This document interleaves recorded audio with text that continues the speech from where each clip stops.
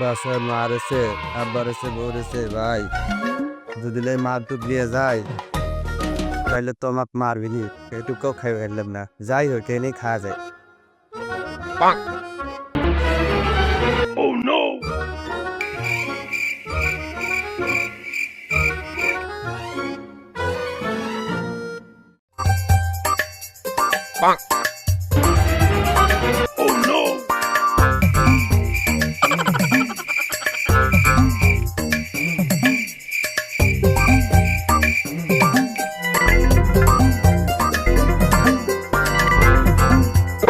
ভাই আব্বু তো মাংস খাইতে চাইছি, ফ্রিজ থেকে মাংসটা বাই করে রান্না করবো।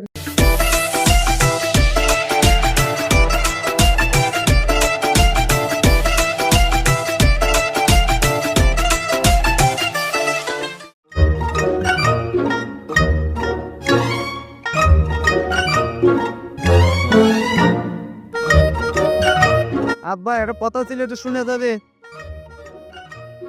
কি হয়েছে? আইতেছি।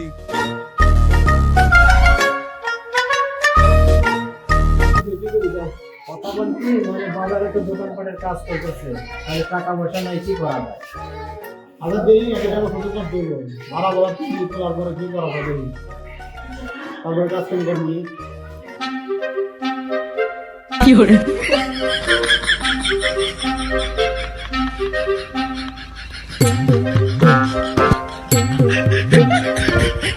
আব্বা আব্বা আমার দোয়া করো আব্বা, আমি আর তো পরীক্ষা দিব যাবো আব্বা।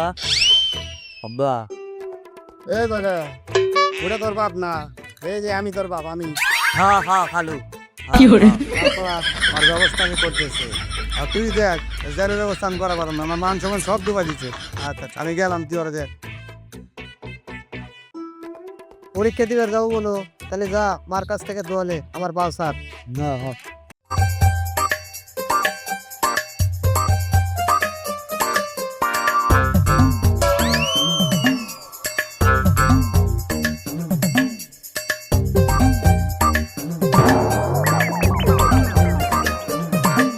মাংস হয়ে যাইছি, রান্নাটা চাপাইতে হইব, বিছনাটা বসাইতে হইব, বিছনাটা বসাই।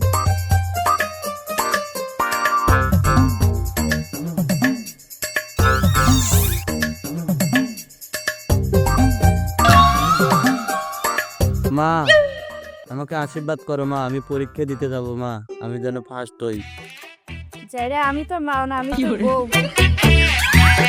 যাইরা তুই আজকেও মদ খাইছিস, এতদিন ধরে কিছু বলি নাই, আজকে তোর খবর আছে। তাহলে আমার মাথার সাথে প্রমিস করো, প্রমিস করো এখন দিন মদ খাবানো। হ্যাঁ মা ঠিক আছে। মা তাহলে যা কাজ কর।